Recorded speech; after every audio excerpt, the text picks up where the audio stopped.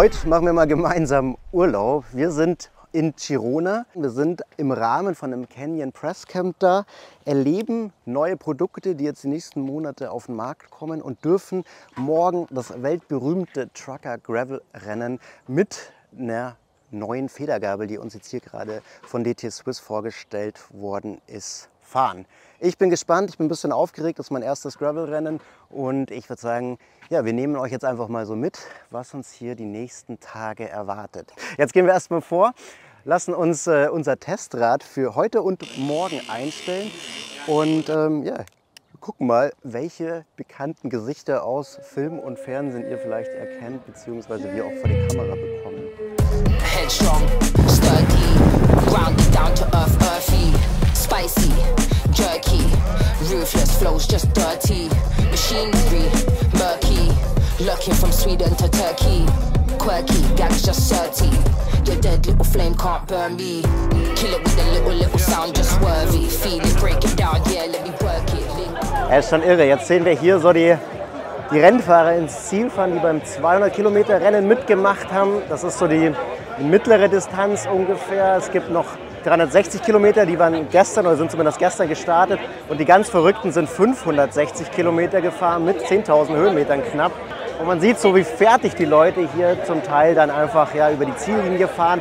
Und ungefähr so fertig werde ich dann morgen wahrscheinlich auch hier drüber fahren. Hier gibt es ja für jede Könnerstufe dann auch so die Weite, die man sich dann auch zutraut. Ich fahre jetzt die kleinste Variante mit 100 Kilometern. Aber es ist super interessant, hier mal so reinzuschnuppern, wie so ein Fahrerlager ausschaut, wie das Zeug ausschaut, was man sich dann so abholen muss. Wir holen uns jetzt gleich den Transponder.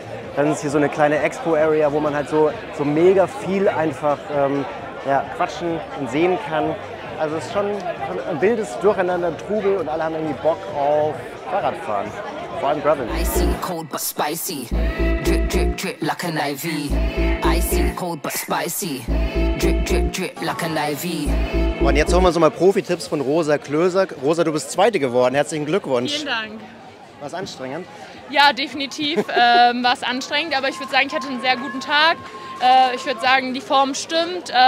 Jetzt muss ich strategisch vielleicht noch mal hier und da nachbessern. Dann ist, glaube ich, der nächste große Sieg auch um die Ecke. Ja. Also, nimm uns doch mal mit, also wie kann man sich sowas strategietechnisch vorstellen? Also mit was für einer Strategie bist du ins Rennen rein und wie entwickelt sich so eine Strategie auch während dem Rennen vielleicht um? Ja, klar.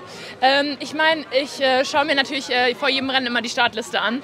Ja. Und dann habe ich natürlich vorher immer schon ein Auge auf bestimmte Fahrerinnen. Und dieses Mal waren es definitiv die Sophia Vitafanie und die Annika Langwart vom Specialized Offroad Team, die ganz weit oben auf der Liste der Contender standen.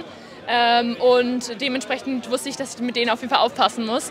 Ja. Die Strategie gut war, ich weiß, dass ich ziemlich gut bergab fahre, aber auch bergauf, halt dann immer berghoch und bergunter den Druck hochzubringen. Das hat dann auch ganz gut geklappt. Die finale Entscheidung ist dann nämlich am längsten Anstieg des Tages gefallen, wo ich und die Sophia Vitafanie uns über die Kuppe und dann in die Abfahrt absetzen konnten. Hinter uns war aber natürlich dann die sehr starke Fahrerin Annika Langwart in 3. Position, was dann dazu geführt hat, dass ich leider eigentlich das Rennen die letzten 60 Kilometer von vorne alleine fahren musste, da die Sophia als gute Teamkollegin natürlich nicht mitgearbeitet hat. Und das hat dann dazu geführt, dass ja, ich schon sehr viele Reserven verbrauchen musste und im Finale dann tatsächlich auf den letzten 1,5 Kilometern konnte die Sophia mich auf einem Single Trail mit ihren Mountainbike-Skills sehr imposant distanzieren und die Lücke konnte ich dann leider nicht mehr schließen und bin dann Zweite geworden. Krass. Ich bin diesen Single Trail auch gerade hierher gefahren von der Canyon Finke runter und ist super frisch und den fand ich übelst schwer zu fahren. Also höchsten Respekt, dass ihr das mit 200 Kilometer Anlauf eigentlich noch fahren könnt. Das ist ja irre. Wie würdest du sagen, ich fahre morgen mein erstes Gravel-Rennen, 100 Kilometer. Ja. Hast du irgendwie so einen Tipp für mich, wie ich auch Zweiter werden kann? Ja, also eine Sache, die ist wirklich super wichtig bei einem Gravel-Rennen, gerade wenn es so warm ist wie hier in Girona, ist, dass du dich richtig hydrierst. Das war auch bei mir tatsächlich ein Problem. Ich habe leider meine Flaschen alle verloren, hatte aber zum Glück einen Hydra-Blätter dabei, also eine Blase hinten im Jersey. Das heißt, falls du dir noch eine Blase besorgen kannst, würde ich dir das hier wirklich empfehlen, da in Girona die Abfahrten sehr ruppig sind und sehr viele große Steine. Und wenn du mal einen nicht siehst und dagegen kommst, dann fällt dir die Flasche oft aus dem Rad. Das heißt, entweder empfehle ich dir gute Bottle Cages oder vielleicht sogar so eine Blase mitzunehmen. Gut, jetzt bei einem 100 Kilometer Rennen habt ihr, glaube ich, auch eine Verpflegungszone, wo ihr noch mal stoppen könnt oder was Neues annehmen könnt, dass ihr da auf jeden Fall auch schon euch überlegt, was ihr dann nehmt. Und auf jeden Fall besser mehr Wasser mitnehmen als zu wenig. Das ist definitiv der Fall. Und natürlich genug Nutrition, also Gels, Riegel, was auch immer du am liebsten magst, dass du das dir vorher mal ein bisschen ausrechnest, was du denn dafür brauchen würdest für 100 Kilometer. Spekulatius. Kommt Weihnachtsstimmung auf. Zimt. Und natürlich ein Recon, ne? Also das wäre schon gut. Also dass ihr euch die Strecke einmal vorher anguckt, bevor ihr dann im Rennen fahrt, wenn möglich. Zu spät, würde ich jetzt sagen. Wenigstens heute nochmal so die Beine warm machen, die ersten 5 und die letzten 5 Kilometer angucken, wenn das geht. Weil da ist dann immer relativ hektisch. Also das, vor allem, weil ihr habt auch einen Massenstart bei der 100. Ich kann dir sagen, zieh dich heiß an, weil... ist der wichtig, der Start, dass man da vorne mit dabei ist? Also wenn du gerne vorne mitfahren willst, dann ist der Start ziemlich wichtig, ja. Also ich würde es gerne schaffen, dann würde ich wahrscheinlich eher so aus dem Gedränge rausbleiben wollen und dann gucken, was geht. Ist die Strecke denn auch gut, dass man so, sagen wir mal, irgendwie so gemächlich ins Rennen reinstartet und dann irgendwie überholen kann? Oder ist es zu eng oder zu rutschig? Also das ist ja immer das beim Gravel.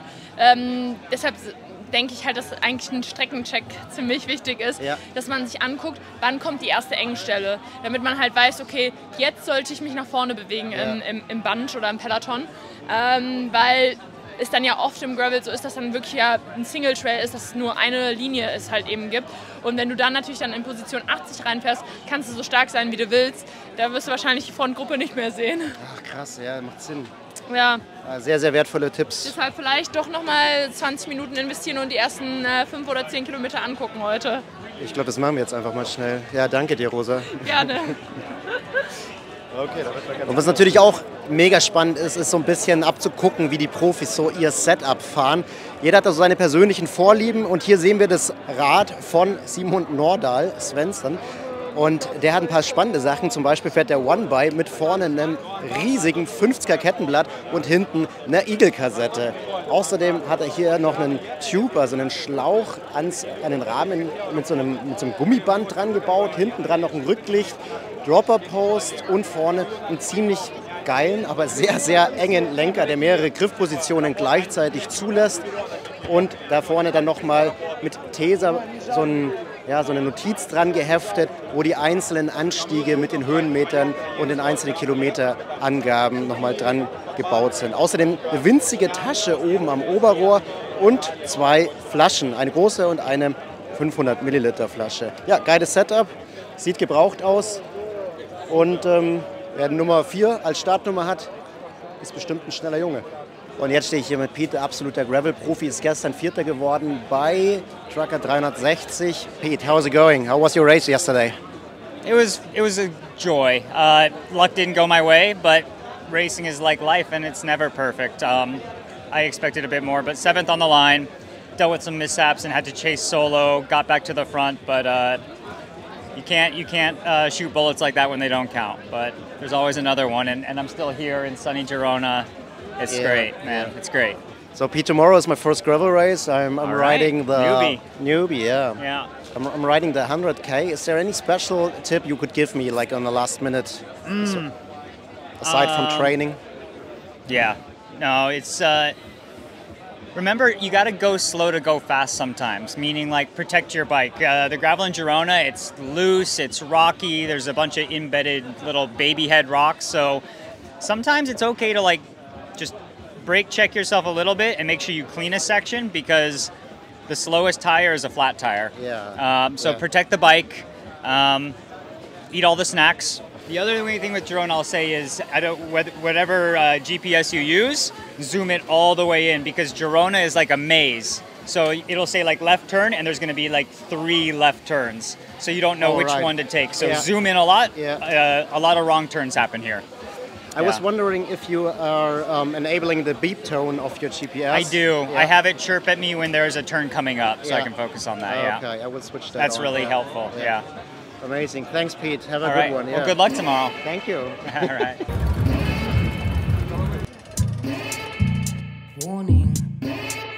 Jetzt sind wir noch mal kurz in die Stadt gefahren, um uns einfach mal Tirona auch in aller Ruhe mal anzuschauen.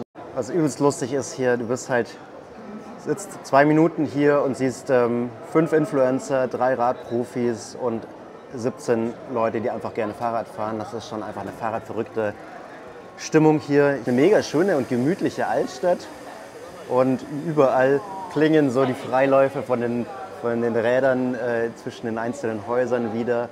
Du siehst hippe Cafés, wo wo coole Radfahrer halt sitzen und sich da ihren Espresso reinjagen. Und ich glaube, das kann ein bisschen überwältigend sein vielleicht am Anfang, wenn man so viele hippe junge Leute sieht. Aber lasst euch davon vielleicht nicht einschüchtern, wenn ihr hier mal Urlaub machen wollt.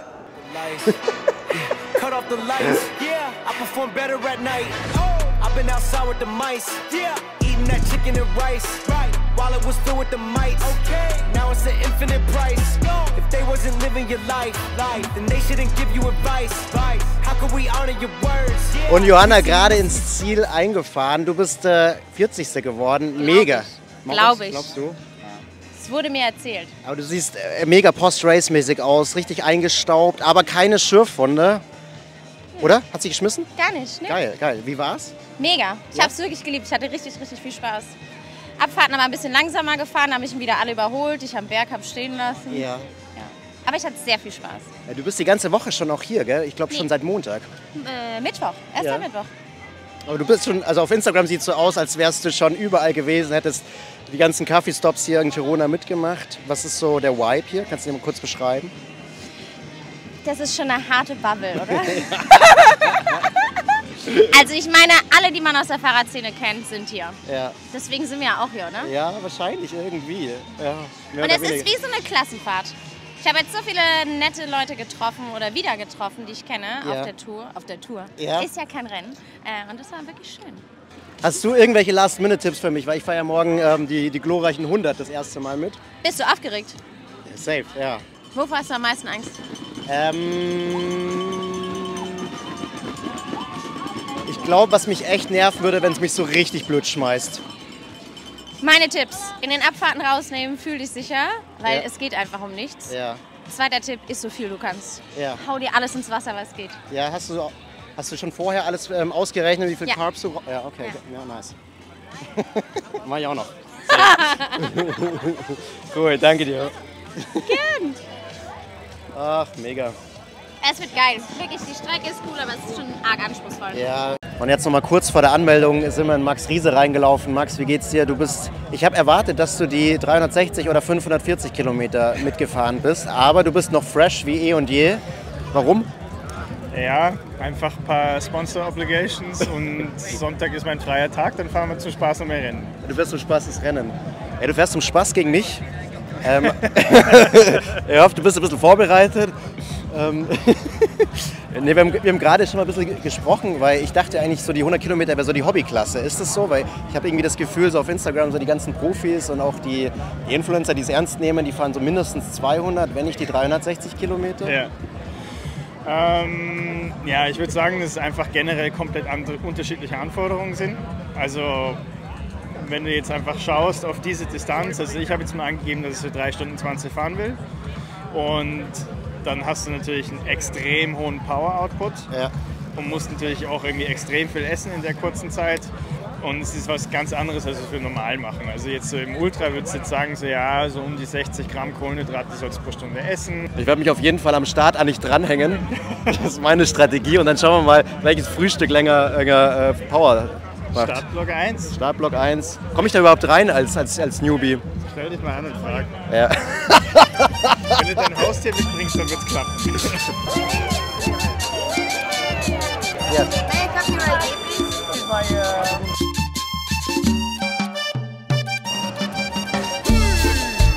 Ich bin schon ein bisschen aufgeregt, dem was Rosa und Pete und auch Johanna gesagt haben, das ist natürlich schon ist auch kein Pappenstiel. Das ist halt schon nicht zu unterschätzen, das ist so ein Massenstart mit 1600 Startern gleichzeitig. Das dürfte cool werden. Ich bin eine relativ lange BMX-Rennen gefahren und da ging es vor allem um Start. Das heißt, starten kann ich und die BMX-Rennen sind nach 35 Sekunden aus. Das heißt, die ersten 35 Sekunden könnte ich Vollgas geben und danach wäre es erstmal Sense.